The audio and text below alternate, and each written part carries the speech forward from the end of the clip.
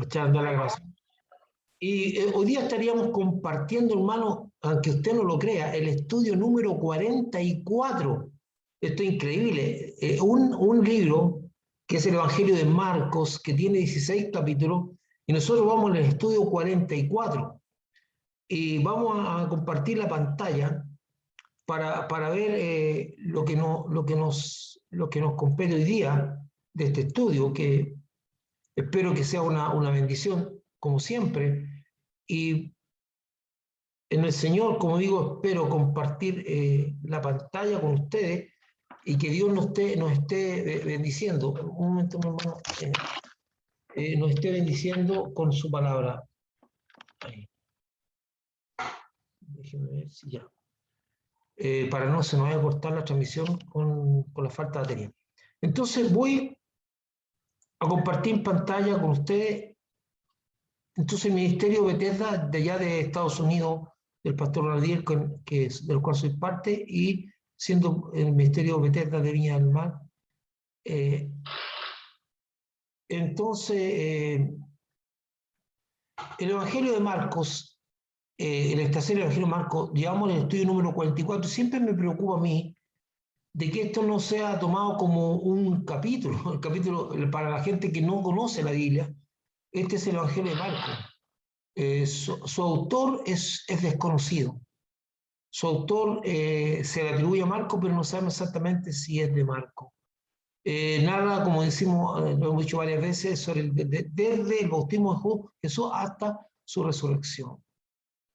Y el Evangelio de Marcos es sinóptico porque tiene relatos paralelos de la vida, el ministerio y los milagros de Jesús, tanto en Marcos como en Mateo, en Lucas como en Mateo, y se escribió al año 60 o 70 después.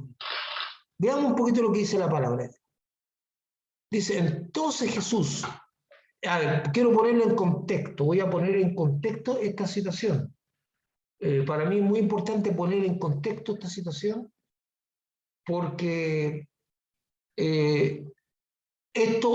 ver, el relato del joven rico que se encuentra con Jesús lo dividimos en 3 partes. Y cada una de esas partes entregó de alguna manera, déjeme. Espera un momento, hermano, porque estamos teniendo un poquito de... Ya, déjeme. Para que no, ya. Y estamos teniendo un poquito de ruido y no quiero que ese ruido esté molestándonos constantemente. Ya. Entonces, el Evangelio de Marcos, no sé si se mantiene. Ya. Dice, veamos, entonces Jesús mirando alrededor dijo a sus discípulos, cuán difícil entrarán en el reino de los cielos los que tienen riqueza. Ponga atención a estas palabras. Dice, ten muy atención porque el entendimiento de los textos de la Biblia está en la medida que tengamos nuestro corazón, escuche esto, tengamos nuestro corazón y nuestro deseo de querer saber que Dios se nos revele. Si no, las palabras pasan, las leemos, pero no profundizamos en ellas. Vamos a pedir a Dios que nuestro corazón y nuestro entendimiento esté en lo que estamos viendo. Una de las cosas que no entendemos muy bien es por qué nos dice cuán difícil entrarán en los reinos de los cielos los que tienen riqueza, y por qué nos dice los ricos. Los discípulos se asombraron de sus palabras, pero Jesús respondiendo volvió a decirles, hijos, cuán difícil les es entrar en el reino de Dios a los que confían en la riqueza. Aquí añade otra palabra que es sumamente importante, a los que ponen la confianza en la riqueza. Más fácil es pasar un camello por el ojo de una aguja que entrar un rico en el reino de Dios. Ellos se asombraban aún más diciendo entre sí, ¿quién pues podrá ser salvo? Acuérdense que el joven rico va y le pregunta qué debe hacer para entrar al reino de los cielos. Y Jesús dijo, los mandamientos conocen. Y le empieza a nombrar los mandamientos y él le dice, bueno, eso lo he cumplido desde niño. Bueno, le dijo, una cosa te falta, entrega tu riqueza a los pobres, vende tu riqueza y entrégaselo a los pobres. Dice que el joven rico, escuchar esta palabra, se va triste y ahí se produce un momento en que en esa tristeza este joven yéndose, retirándose, Jesús empieza a anunciar estas palabras. Qué difícil es a una persona que tiene riqueza entrar en el reino. Y lo vemos en estas palabras. Por eso Jesús, los discípulos asombrándose, llegan a decir, ¿quién va a cesarlo? Entonces Jesús mirándolos, me encanta esto de Jesús, dice que Jesús los mira. Eso es una cosa que debemos aprender todos los hombres y las mujeres. Voy a hacer un paréntesis. La mayoría de los seres humanos, incluyendo a mí, que estoy luchando seriamente con eso, o sea, yo estoy dándole batalla de frentón a eso.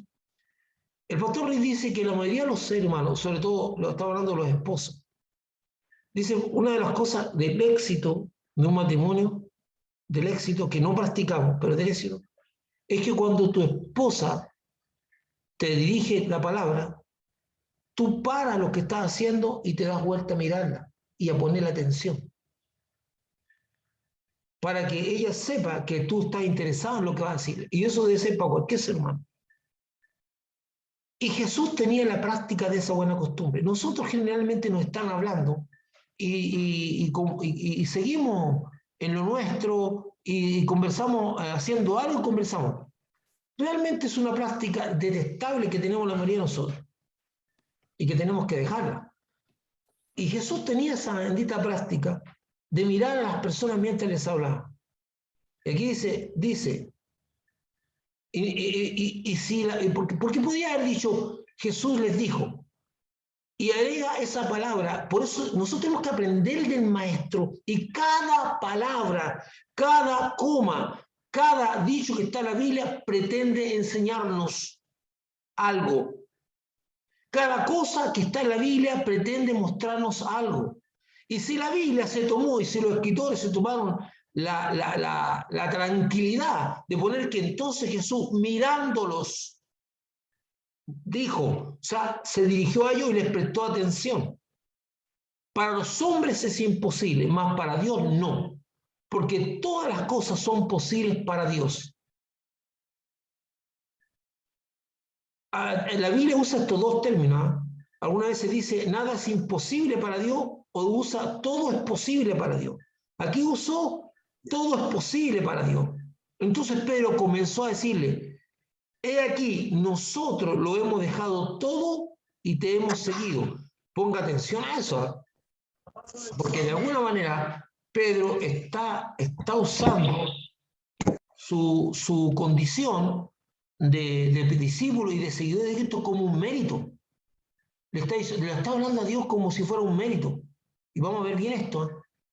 Respondió Jesús y le dijo, de cierto os digo, que no hay ninguno que no haya dejado casa, o hermanos, o padre, o madre, o mujer, o hijos, o tierras, por causa de mí y del Evangelio, que no reciba 100 veces más ahora en este tiempo, casas, hermanos, hermanas, madre, hijos y tierra.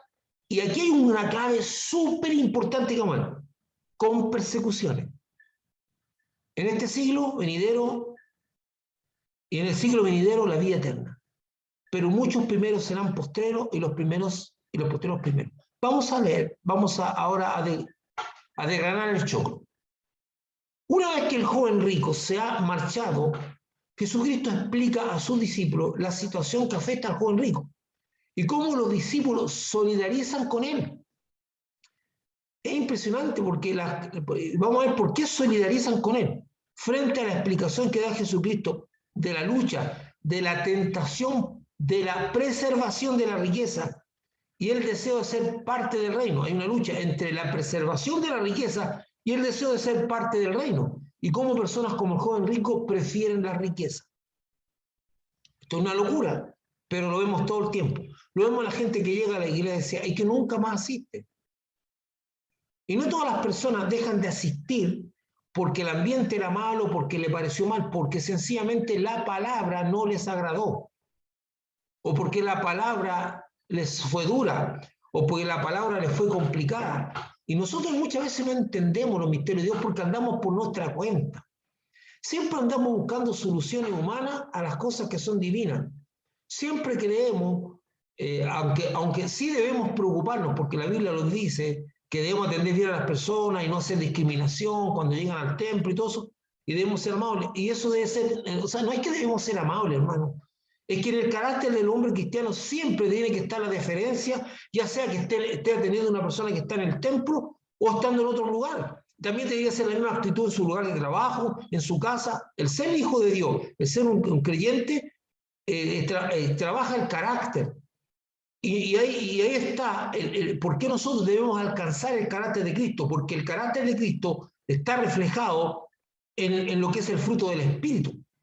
Y cada elemento del fruto del Espíritu es una característica del carácter de Jesús que nosotros debemos procurar tener. Entonces, nuestra forma de actuar frente a eso debe ser siempre lo mismo, actuar con deferencia a las personas. Pero muchas personas llegan a la iglesia, entran al templo, y algunos se van porque a lo mejor el ambiente no les fue propicio, pero no todas las personas dejan de irse o sea, se van o dejan de ir o no vuelven nunca más porque el ambiente no les fue propicio. Muchas veces hay iglesias que son muy calurosas y la gente no, porque la palabra tiene peso. Frente a la palabra de Dios hay que tomar una decisión. Frente a la palabra de Dios, y escuche una cosa, escuche usted muy bien una cosa. Más allá de lo que las personas digan, más allá de lo que las personas digan, está el poder del Espíritu Santo. Y siempre nosotros andamos pensando, oye, estaba este predicador y habló sandeces o dijo algo que no correspondía, y nosotros tenemos temor por la gente nueva. De esa gente no se preocupe, preocúpese de los antiguos, porque ellos no van a tener traducción, porque así como Dios fue capaz en el Pentecostés de traducir, no sé si la palabra traducir o interpretar en los oídos de los discípulos o de la gente nueva que está escuchando las palabras en lengua y darles sentido, yo lo puedo hacer aunque sea tu propio lenguaje para que la gente entienda lo que tenga que entender. Nunca voy a olvidarme del testimonio de Vilma de Sousa cuando está hablando de su padre, que logra que su padre vaya al templo. Y ella dice en su testimonio que para, entre comillas, desgracia o mala suerte, no sé cómo lo llamó ella había un programa para niños. Y ella estaba esperando que estuviera el mejor y el más grande predicador para que tocara el corazón de su padre. Y dice que su papá vio a los niños haciendo su programa con mucha atención. Y de una vez que terminó el programa de los niños, el pastor hizo un llamado a aceptar a Cristo y el papá salió adelante sin ni un problema. Pero ella confiaba en que el mejor predicador, el que hablara más bien, iba a ser. No, esto no es así, ya con todos los años. Yo pensaba igual, hermano. Si no es que ahora me esté corriendo del círculo. Yo pensaba igual. O me esté saliendo del círculo. Pero hay momentos en que Dios tiene su forma. Ahora, los antiguos van a entender las pachotadas que diga una persona, pero lo que Dios puede hacer entenderla a una persona nueva es muy diferente. Entonces, y la palabra cara, fuerte. Hay personas que prefieren su vida a tener que hacer cambio. Nos duela o no, es así. Aunque muchas veces estén conscientes de la grandeza que hay en el poder y el reino de Dios. En Marcos 10, 23 a 24, siguiendo para adelante, entonces Jesús mirando alrededor, dijo a sus discípulos, cuán difícilmente entrarán en el reino de Dios los que tienen riqueza. 3 veces ha dicho lo mismo. Los discípulos se asombraron de sus palabras, pero Jesús respondió, le voy a decir, hijo, cuán difícil es entrar en el reino de Dios a los que tienen riqueza. Veamos. Cuando Jesucristo le dice al joven rico que venda todo lo que tiene, lo dé a los pobres, tome su cruz y le siga, este no responde y se marcha triste, evidenciando que su corazón está muy comprometido con la riqueza. Recordemos las palabras del Señor en Mateo 6, 24. Ninguno puede servir a dos señores, porque aborrecerá al uno y amará al otro, o estimará al uno y menospreciará al otro. No puede servir a Dios y a la riqueza. Ya Jesús plantea, porque estamos viendo qué pasa con el joven rico. ¿Qué está pasando con su ser? El joven rico se marcha triste cuando Jesús le dice, vende todo y repártelo a los pobres y ven y sígueme. Toma tu cruz, ven y sígueme. El problema más complicado del joven, no, recuérdense que lo que le he dicho antes, que los dones son irrevocables, los talentos son irrevocables, lo que Dios te da te va a permanecer en ti hasta que tú te mueras, porque irrevocables son los dones y el llamamiento. Los dones son irrevocables. Lo que Dios te dio, aunque tú lo uses mal, aunque tú no lo uses, un día vas a tener que dar cuenta de lo que Dios te dio. Y el joven rico perfectamente podía hacerse rico nuevamente, pero él vio otra cosa. Entonces, y el problema que tenía él es que la riqueza se había enseñoreado de su corazón. Y aquí empezamos con el primer gran problema. Los que se señorean sobre otros son personas, no objetos. No objetos. Pero aquí está hablando de que existen objetos o elementos que toman el corazón, a pesar de que no hablan, no dan órdenes, existe un extraño poder que controla a las personas en algunas cosas como la riqueza. Esta oración de Jesucristo es muy clara, precisa y directa. Nos permite entender qué es lo que ocurre con el joven rico. No se trata de tener o no tener dinero, tampoco se trata de ser o no ser rico, sino se trata de quién se enseñorea del corazón. Aquí no se trata o no de tener o no tener, porque la gente piensa que todos los ricos son malos y todos los pobres son virtuosos. Wow. ¿Qué estupidez más grande? Eso lo transmiten las ideologías políticas muchas veces, dando a entender como que si conocieran la naturaleza humana. Pero ellos no conocen la naturaleza humana, porque Dios dice, no hay justo, no hay uno solo, no hay quien haga lo bueno, no hay ni siquiera uno.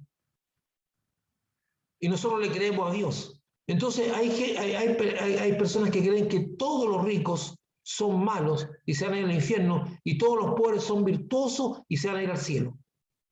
Eso es una mentira tremenda.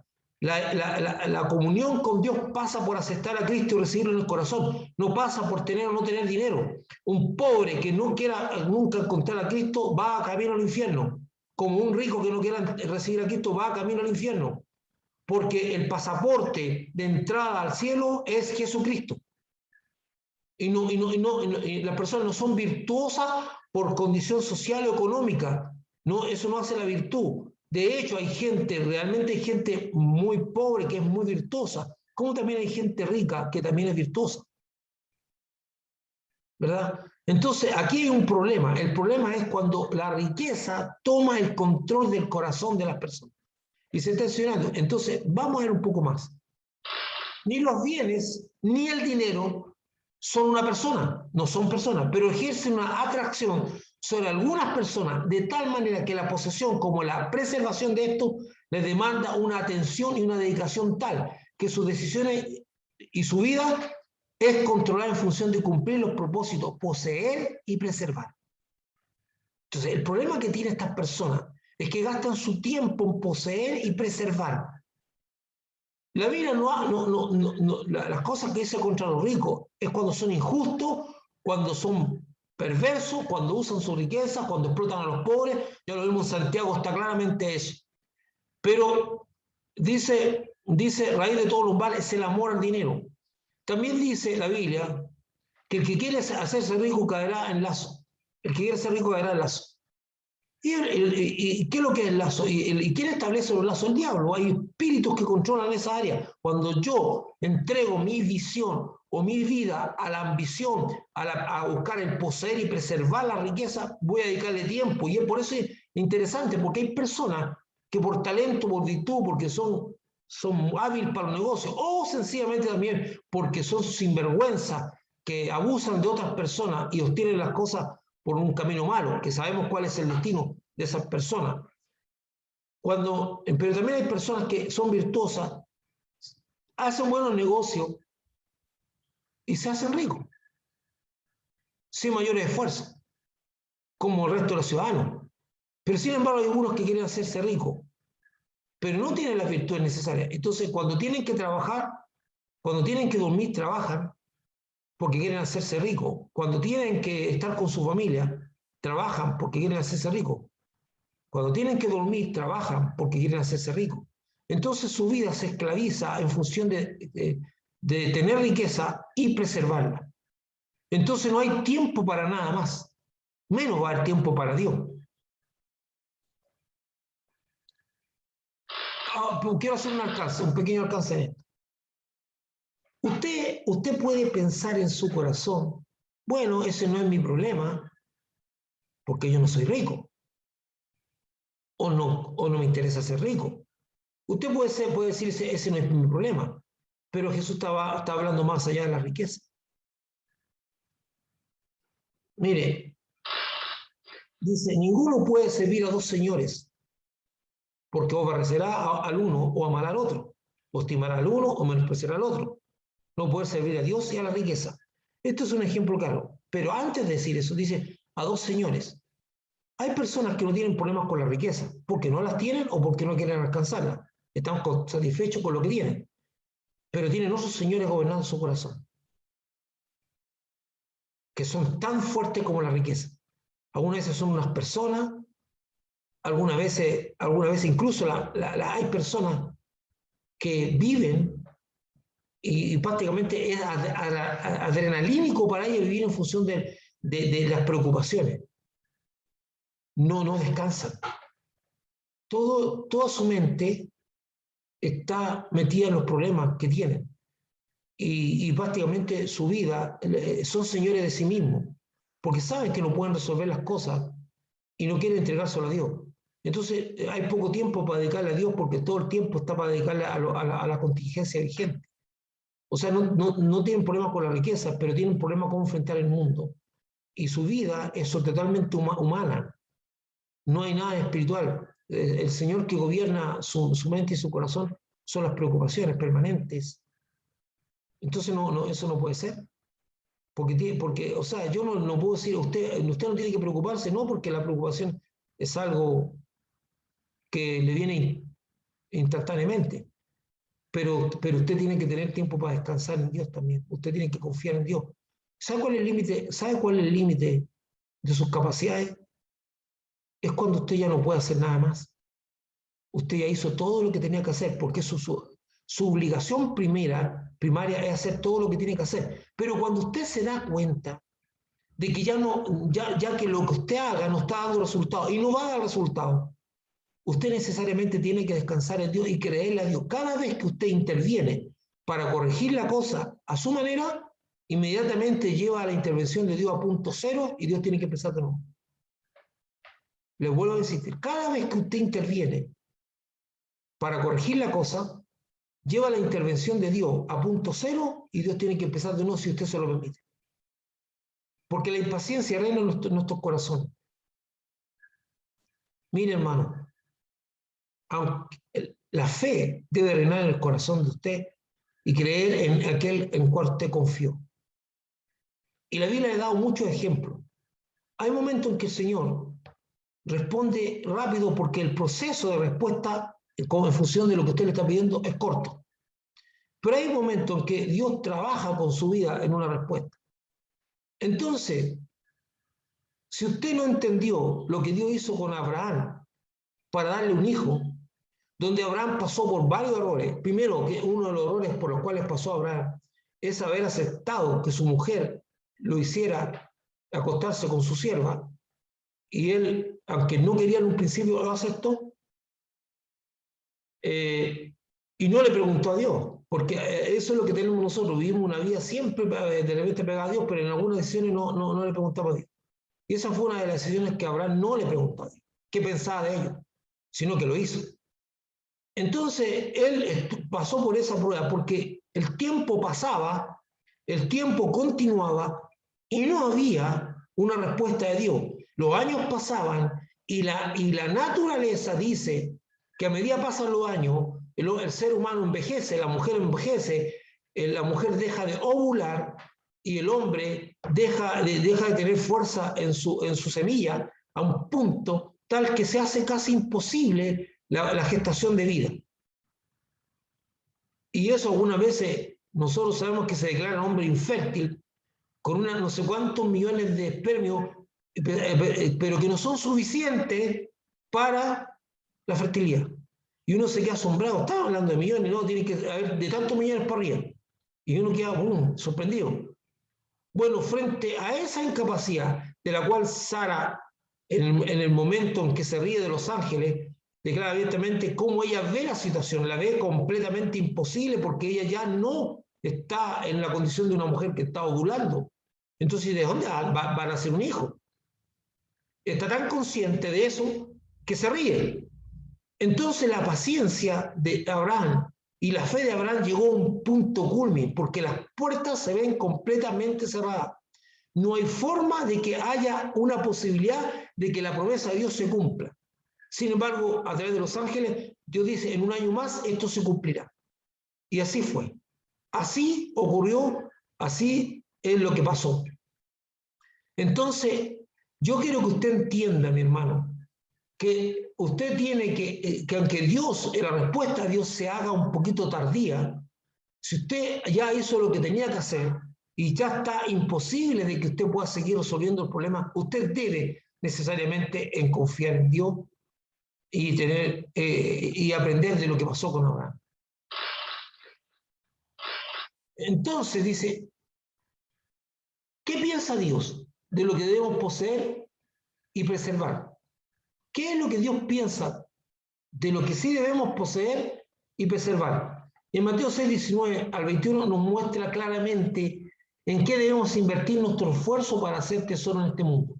Dice, no hagáis tesoros en la tierra, donde la polilla y el orín corrompen y donde los ladrones minan y hurtan, sino haced tesoro en el cielo, donde ni la polilla ni el orín corrompen y donde ladrones no minan ni hurtan. Porque, y esta es la frase clave, el versículo 21 es el punto clave, pero clavísimo para todos nosotros. Porque donde está vuestro tesoro, allí estará también vuestro corazón. Qué cosa más cierta y certera. Donde está el tesoro, allí también estará nuestro corazón. Nuestro corazón está comprometido con aquello que consideramos valioso. A ver, vamos a tener que definir lo que entendemos por tesoro. Este texto es muy significativo. Aquí no usa la palabra bienes o dinero, sino tesoro. ¿Qué es la suma de todo lo que tiene valor para el hombre? Y al decir donde los ladrones no miran ni hurtan, se refiere a la parte del tesoro que es material y que puede ser robado o disminuido. Un tesoro es para lo que una persona es valiosa. Puede ser que a usted lo inviten a ver parte del tesoro personal de una persona y a lo mejor usted se encuentre con retratos antiguos, se encuentre con objetos que para usted no tienen ningún valor, se encuentre con libros, con literatura. El tesoro no es necesariamente lo que nosotros tenemos con riqueza, aunque un tesoro también puede contener riqueza, puede contener dinero y cosas de valor económico. Pero el tesoro es a todo aquello que le da, que tiene valor para el hombre, un valor, ya sea, como dije, hasta una foto de una persona, es un tesoro personal, un objeto, o puede ser dinero, puede ser joya, puede ser un libro. O sea, este texto es muy significativo. Aquí no se usa la palabra bienes o dinero, sino tesoro, que es la suma de todo lo que tiene valor para el hombre. Y al decir donde los ladrones no miran ni hurtan, se está refiriendo a la parte del tesoro que es material y que puede ser robado o disminuido. El punto final de este texto es la clave de todo, porque como dijimos antes, tesoro es la suma de todo lo que valoramos y todo lo que valoramos compromete nuestro corazón. Tesoro es la suma de todo lo que tiene valor para nosotros y todo lo que tiene valor para nosotros va a estar enclavado en nuestro corazón. Por eso Jesús llama al Evangelio la perla del gran precio y por eso Jesús dice que cuando un hombre se encuentra con el Evangelio y le da el valor de tesoro, vende todo lo que tiene por conseguirlo.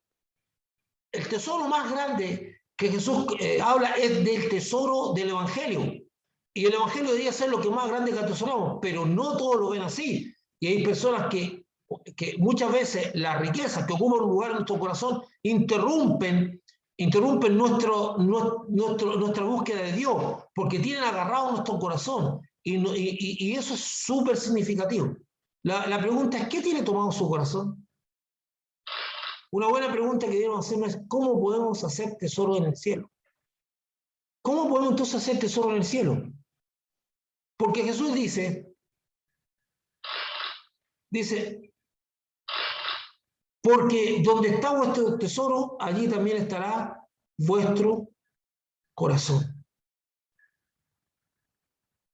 Hay personas para las cuales se le hace muy difícil poder perseverar en el Señor, porque su tesoro está...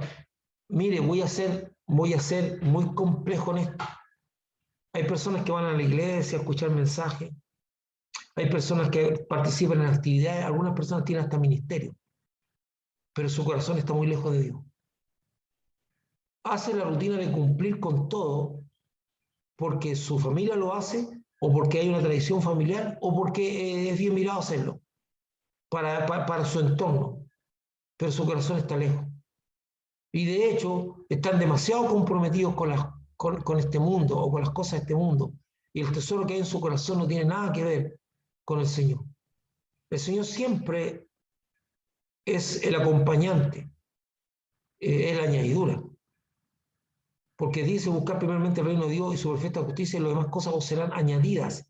Pero para algunas personas busca primeramente las cosas de este mundo, y el Señor será añadido. Así lo ven. Y su actual es así. O sea, hay personas que van a la iglesia, que son parte de un ministerio, que sirven a Dios a la manera que le enseñaron, a la manera que le mostraron, a la manera que le dijeron, sirven a Dios de esa manera. Cantan, oran y todo eso, pero su corazón está lejos de Dios, muy lejos de Dios. Cumplen con el rito, pero el corazón de ellos no está ahí. Una buena pregunta que debemos hacernos es cómo podemos hacer tesoro en el cielo. Entonces podemos entender que para Jesucristo es muy difícil que un rico, persona que tiene riqueza, por eso puse entre paréntesis, entre en el reino de los cielos, porque su confianza y corazón está en la riqueza, y la Biblia dice, amarás al Señor tu Dios con todo tu corazón, y con toda tu alma, y con toda tu mente, y con todas tus fuerzas. O sea, la demanda de un corazón, del corazón, es completa. No puede haber dos señores, no puede haber una cosa más. Hay personas que para ellos la casa es lo más importante, su profesión es lo más importante, su actividad es lo más importante. Para ellos lo más importante es lo que tienen, lo que poseen, o a una persona. Entonces, pero Dios dice, amarás al Señor tu Dios con todo tu corazón, con toda tu alma y con toda tu mente y con toda tu fuerza. El joven rico no podía hacer esto. El joven rico no podía hacer esto. El joven rico tenía comprometido su corazón demasiado fuertemente con el dinero. Y el dinero no podía pasar, o los bienes materiales, los bienes materiales no podían pasar a segundo plano. Por eso Jesús da un golpe muy fuerte a la realidad de este joven. Fuerte. Porque entonces muchos de ustedes dirán, pero ¿cómo, Señor? Porque hay gente que interpreta a partir de esto, de esta cosa en particular, la gente interpreta, y llegaron a formarse los conventos franciscanos y de otras órdenes más, que enseñaban que la virtud estaba en ser un mendigo, o de ahí aparecen los monjes mendicantes, que hacían votos de pobreza suprema, porque consideraban, a partir de estos textos que estamos viendo, cuando Jesús dice que un rico no puede entrar en el reino de los cielos, ellos, o sea, que aquel que confía en la riqueza no puede entrar en el reino de los cielos o en el reino de Dios, ellos llegaron a concluir que la riqueza o el tener o una posición era una maldición, por lo cual para estar más cerca de Dios tenían que vivir en una pobreza extrema, de tal manera que renunciaba a cualquier bien. Y ellos se dedicaban a lo que se llama mendigar. Eran curas o monjes que salían con un saquito por las calles a pedir alimento. Entonces eso lo hacía más vistoso. Eso es una barbaridad y una estupidez, porque el joven rico es atacado en lo que en ese instante tiene su fe en su corazón. Si hubiese sido una persona, por eso Jesús es interesante, por eso Jesús ataca las tres áreas fundamentales en esto. Hay tres áreas que usted nunca debe olvidar, nunca debe olvidar. Una de ellas es cualquier persona, dice aquel que ame más a padre, madre, mujer, hijo, no puede ser mi hijo. Por eso más adelante el Señor dice, todo aquel que dejó padre, madre, mujer, hijo, ¿verdad?, no recibirá más. Entonces, cualquier persona, Jesús quiere tener la primera prioridad en el corazón sobre cualquier persona. Después dice aquel que no renuncia a todo lo que posee no puede ser mi discípulo. Está diciendo que quiere tener la primera prioridad sobre cualquier bien, sobre cualquier riqueza, sobre cualquier posesión. Y cuando dice, aquel que no toma su cruz y me sigue, no puede ser mi discípulo, está diciendo que Jesús quiere ser la primera prioridad, el primer propósito de tu vida. No puede haber otro propósito más grande que sea Jesucristo. Entonces, para algunas personas, digamos, el patrón, si se podría decir así, pero Jesús usa más bien la palabra Señor, o el que gobierna tu corazón, puede ser una persona, puede ser una posesión o puede ser un propósito. Hay gente que dice, no, mi propósito en la vida es este, y no puede haber algo más grande que este propósito, y cuando lo cumpla, tal vez haya tiempo para servir al Dios, que fue exactamente lo que dijo el hombre que tenía los graneros y dijo, haré mis graneros más grandes, ese es mi propósito ahora es hacer los graneros más grandes, acumular más en mi granero, y cuando ya haya cumplido con esa meta, voy a seguir a Dios. ¿Y qué es lo que le dice el Señor? Necio, hoy han venido a buscar tu alma y qué vas a hacer con todo lo que tienes. O sea, convertiste el propósito principal de tu vida en hacer unos graneros más grandes y acumular, y dejaste fuera al Señor. Entonces, no puede. Entonces, el joven rico tiene problemas con este texto. Amarás al Señor tu Dios con todo tu corazón, con toda tu alma, con toda tu mente y con todas tus fuerzas. ¡Wow! Total, cabal. En Marcos 10, 25, dice, más fácil es pasar un camello por el ojo de una aguja que entrar un rico en el reino de Dios. Ellos se asombraban aún más diciendo entre sí, ¿quién pues podrá ser salvo? Veamos esto. Aquí tengo que dar una explicación un poquito. Dice, voy a leerla nomás porque no voy a entrar dice, para reafirmar lo difícil, o más bien lo imposible que un rico entre en el reino de Dios, Jesús usa la hipérbole. La hipérbole es una exageración, un cuento exagerado, un relato exagerado, de pasar un camello por el ojo de una aguja, lo cual no está del todo claro a qué semejanza se refiere Jesucristo. Algunos han sugerido que esto se refiere a una pequeña entrada, como la que están viendo ahí, en la muralla de la ciudad, por donde apenas podían pasar una persona, por lo cual a un camello no le sería muy difícil pasar. Entonces, algunos creen que el ojo de una aguja se refería a una puerta pequeña por el cual era imposible pasar un camello porque era muy pequeña. Para otros parece ser una referencia al ojo de una aguja de coser, por donde sería imposible que pudiera pasar un camello. Pero por otra parte, algunos sugieren que esta expresión encuentra sentido en el arameo, que era usado en ese tiempo por Jesucristo para hablar con las personas. Se encuentra en el arameo. La palabra aramea gamla, traducida como camello, también significa soga. Además, la palabra griega camelos, camello, es muy similar a la palabra griega camilos, soga. Entonces, puede haber habido un problema de escritura, no es probable que no, o de interpretación, pero tanto en el arameo, que era la lengua que se hablaba en ese instante, la palabra camello era la misma que se usaba para soga, y en el griego, que fue como se escribió en el Nuevo Testamento, también era muy parecida. Entonces, si yo veo, usted ve la soga que está ahí y la aguja, es imposible pasar ese hilo tan grueso, más hilo, la soga por el ojo de esa aguja, ¿verdad? Entonces la hipérbola de Jesús tendría tres posibilidades, que se refiera a una puerta pequeña de una ciudad donde era imposible pasar un camello, muy difícil.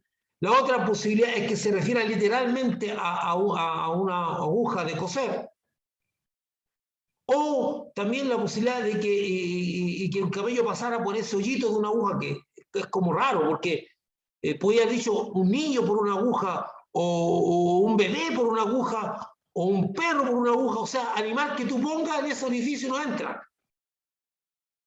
Por eso no tiene mucho sentido, pero esta posibilidad de que sea una soga, que uno trate de enhebrar una soga por una aguja, tiene como más sentido. Pero no importa, cualquiera sea el sentido o la expresión proverbial que indica algo imposible, cualquiera sea el sentido, la idea es la imposibilidad, es imposible que se pueda hacer. Lo que Jesucristo dice es grave, lo que Jesucristo dice es grave, ya que indica la total imposibilidad de que un hombre que tenga comprometido su corazón con la riqueza no podrá entrar al reino de Dios. O sea, que tenga comprometido un hombre, la total imposibilidad de que un hombre que tenga comprometido su corazón con la riqueza podrá entrar al reino de Dios, para bien dicho. No va a poder entrar. Los discípulos consideran muy severo lo que dice Jesucristo y se escandalizan, pensando que humanamente para la época que sí, los que cuentan con todos los medios y recursos y que son prosperados por Dios. A ver, quiero hacer un alcance en esta interpretación, que ojalá usted me pueda seguir. Los discípulos dicen, después que Jesús dice, es muy difícil que un rico entre en los cielos, bueno, entonces, ¿quién va a poder entrar? Entonces, ¿qué están pensando los discípulos? Bueno, los discípulos dicen, bueno, si hay un hombre rico, esto es una interpretación muy personal, de las que pueden haber. Si hay un hombre rico, es porque ese hombre está prosperado por Dios. Y si está prosperado por Dios, es porque es cumplidor de los mandamientos y es seguidor de Dios. Que era lo que exactamente ocurría con el joven rico. Era bendecido y prosperado porque desde pequeño cumplía los mandamientos y Dios le fiel a sus mandamientos. Por ejemplo, la Biblia dice que que tú vas a ser bendecido y que si tú entregas tu diezmo, se van a abrir la ventana de los cielos y caerá bendición hasta que sobreabunde. La Biblia dice, honra a tu padre y a tu madre para que te vaya bien, y dice que el joven rico hacía todo eso. Entonces, probablemente ellos dicen, bueno, si este hombre es rico y es bendecido, es porque un hombre seguidor, un hombre que sigue a Dios. Entonces dicen, bueno, los que tienen más posibilidades de entrar al reino de Dios son los que tienen más conocimiento, como los fariseos, que están más cerca de Dios, los ricos o la gente que es prosperada porque le está yendo bien, porque Dios lo está bendiciendo. Entonces dice, bueno, si a estas personas le es difícil entrar al reino de Dios, ¿qué queda para nosotros? Que somos del populacho y que somos más pecadores que esas personas, supuestamente. Entonces cuenta con todos los medios y recursos y que son prosperados por Dios. Es difícil que entren en el reino de los cielos. ¿Qué pasará con los que no tienen? Con los que no tienen, o tienen poco, o nada. ¿Con qué valerse? O tal vez consideran que la demanda de renunciar a todo es mucho pedir. Otra vez los discípulos dice bueno, si son nosotros los que si somos nosotros los que estamos en esta condición, a lo mejor porque no tenemos mucho como el rico, si el rico que tiene más y que está más cerca de Dios porque es prosperado no entra, entonces ¿qué pasa con nosotros? O ellos están pensando también, lo que está pidiendo Jesús es muy difícil, está pidiendo mucho, la demanda es muy alta. Entonces Jesús mirando le dijo, para los hombres es imposible, pero para Dios no, porque todas las cosas son posibles para Dios. Los discípulos en su humanidad ven las demandas de Jesucristo como algo imposible de hacer, pero Jesucristo les recuerda que aún que para ellos es imposible el cambio del hombre, para Dios todas las cosas le son posibles. Y esto se refiere a lo físico y espiritual. O sea, Dios puede obrar sobre la naturaleza como puede obrar sobre el corazón de una persona, sobre el corazón de un hombre. Dios puede actuar en la fuerza de la naturaleza, en la provisión de las necesidades del hombre, el alma y el espíritu del hombre. Estas palabras deben fortalecer nuestra fe, porque nuestra imposibilidad para Dios siempre es posible. Estas palabras de Jesús, cuando dice, para Dios todo es posible, usted debe creerla en su corazón y obtener enseñanza, que esta mañana usted salga con la fe, que ante su imposibilidad para Dios todo es posible. Por eso Jesús le dice a sus discípulos, mirándole, le dice, para vosotros es imposible, pero para Dios todo es posible. Usted debe creer eso, que lo que es imposible para lograr a usted, para Dios todo es posible. Por eso también le enseñamos a usted que debe orar en la voluntad de Dios, en las promesas de Dios. Para Dios todo es posible. Para nosotros no. Dios actúa sobre la naturaleza, sobre la provisión de los alimentos físicos. A usted, si usted tiene esa confianza en Dios, nunca le va a faltar. Dios le va a proveer aún en las circunstancias más difíciles y extremas. Y también Dios va a estar con usted para sostener su alma.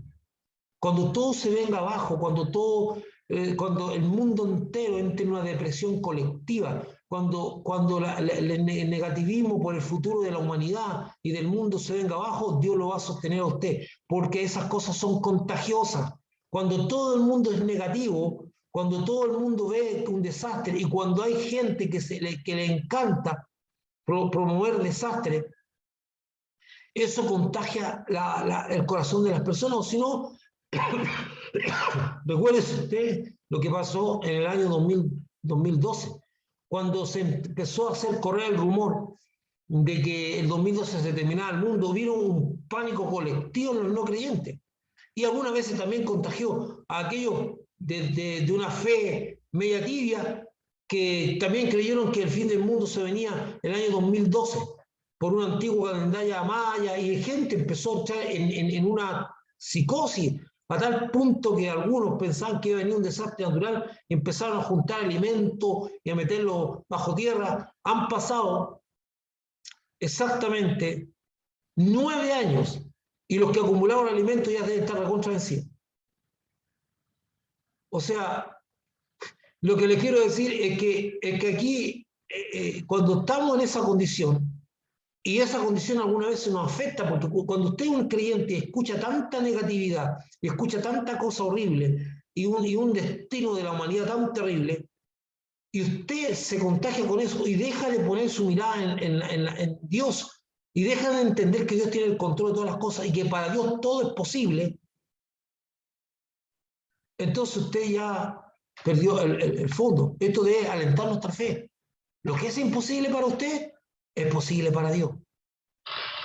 Entonces Pedro comenzó a decirle, aquí nosotros lo hemos dejado todo y te hemos seguido. Respondió Jesús, dijo, de cierto digo que no hay ninguno que haya dejado casa, o hermanos, o hermanas, o madre, o padre, o mujer, o hijo, o tierra, por causa de mí y del Evangelio, que no reciba 100 veces más ahora, en este tiempo, casas, hermanos, hermanas, madres, hijos, tierras, con persecución, en el siglo venidero, la vida eterna.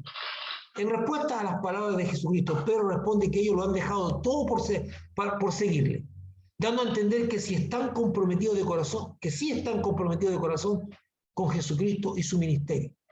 Jesucristo les confirma la ley divina de siembra y cosecha.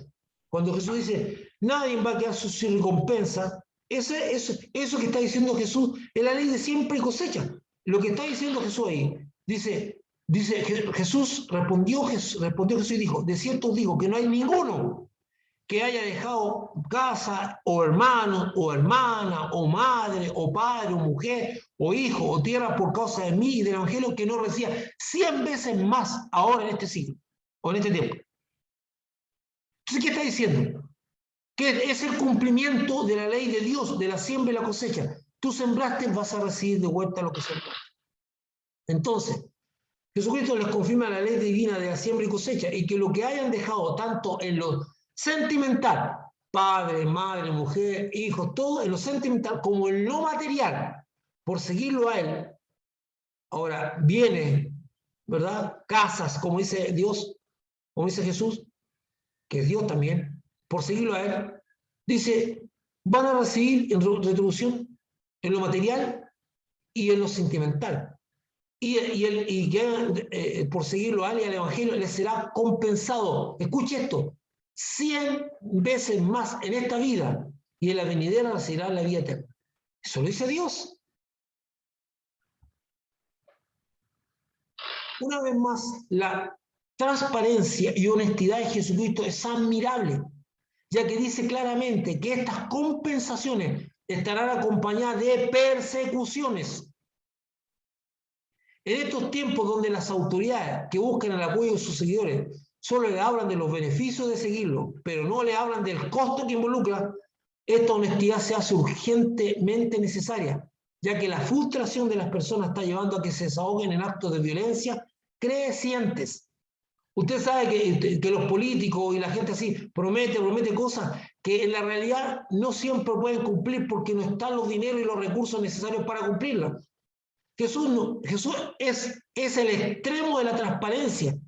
Parece que hay algunos cristianos que olvidaron eso. Parece que algunos cristianos leyeron solamente esto. Leyeron, de cierto digo que no hay ninguno que haya dejado casa o hermano o padre o madre o mujer o hijo o tierras por causa de mí del evangelio que no recibirá, y dice, que no recibirá 100 veces más ahora en este tiempo, casa, hermano, hermana y padre, hijo y tierras.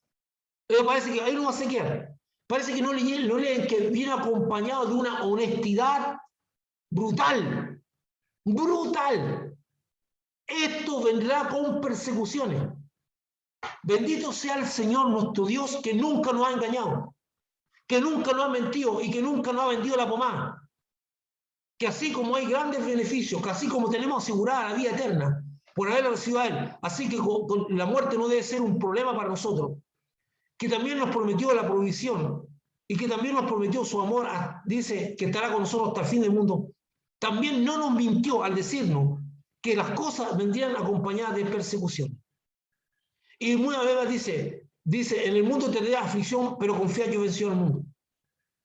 Y todo el tiempo está hablando de que con esto hay un costo o hay una situación que enfrentar.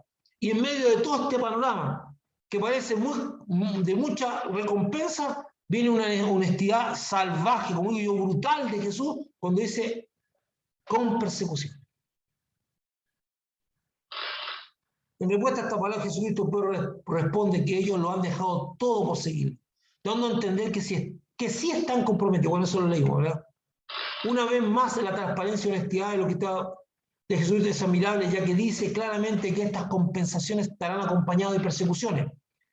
Bueno, en estos tiempos donde las autoridades que buscan el apoyo de sus seguidores solo les hablan de los beneficios de seguirlo, pero no le hablan del costo que involucra, esta honestidad se hace urgentemente necesaria.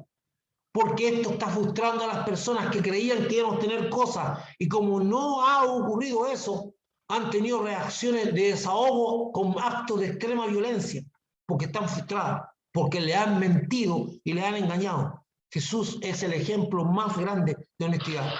Y por último, Marcos 10:31. Pero muchos primeros serán posteros y los posteros primeros. En la versión Reina Valera 1960, que es la que estamos en el texto original, que estamos leyendo. Pero quise incluir una versión de la Biblia en lenguaje sencillo que dice, pero muchos los que ahora son importantes serán los menos importantes, y muchos que ahora no son importantes serán los más importantes. Jesucristo domina este diálogo con una aseveración que no es fácil relacionarla con el contexto. O sea, uno dice, ¿y qué tiene que ver esa frase que los primeros serán posteros y los posteros primeros? ¿Qué tiene que ver con lo que estamos viendo antes? No la logramos situar, ¿verdad? Como una frase aislada. Dice, no es fácil relacionarla con el contexto y que se puede ver a una advertencia a sus discípulos, los cuales se sienten que son los discípulos que lo han dejado todo para seguirle. No, somos los primeros, somos los más importantes porque nosotros lo dejamos todo. Entonces ellos se sienten como que son la primicia, como son los primeros, como que son los más importantes porque nosotros lo dejamos todo, y se están comparando con el resto o se están autodestacando. Entonces Jesús le dice a los discípulos que lo han dejado todo por seguirlo y por lo tanto son los más importantes a sus propios ojos. Pero Jesucristo le dice que la situación puede cambiar, que los primeros lleguen a ser los últimos, menos importantes, y que los últimos lleguen a ser los primeros, más importantes. Y eso ocurrió literalmente. Porque el último de los apóstoles reconocido como apóstol es Pablo, y llegó a ser más importante, y el primero de todos los apóstoles. No sé si usted concuerda conmigo, pero si usted lee las cartas de Pablo y la incidencia que tuvo Pablo en el Evangelio es trascendente. O sea, Pablo no estuvo con Jesús, o sea, no fue parte del grupo de Jesús, fue el postero. Él se llama un apóstol abortivo, a mí me abortaron, dice, de los apóstoles. pero llegó a ser el más importante, llegando incluso a confrontar a Pedro con su hipocresía, porque en un momento dado Pedro fue hipócrita. Entonces el mismo Pedro que estaba hablando aquí, que nosotros lo hemos dejado todo, Jesús dice, entonces Jesús nota que ellos se están dando una cierta importancia y les da un ubicatez genial. Le dice, espera un momento, los primeros van a ser los postreros y los postreros serán los primeros. O sea, Dios nos dio una ubicación y ahí con esto termino diciendo, esto nos debe hacer pensar que en todo tiempo debemos ser humildes de corazón, ser como niños, para permanecer en el lugar que el Señor nos ha concedido. No debe ser cosa que partimos primero y terminemos último. Para poder mantenernos en el lugar que Dios nos concedió, debemos ser humildes. Por otro lado, también se dice que en estas palabras hay una visión profética. Escuche esto. Las primeras cosas que ocurrieron en el misterio de Jesucristo serán las últimas que acontecerán en la humanidad. Como las últimas cosas que acontezcan serán como las primeras que acontecieron. Hay algunos hermanos que piensan que cuando Jesucristo venga a buscar a su iglesia, la iglesia estará en la condición primera como en el libro de los Hechos.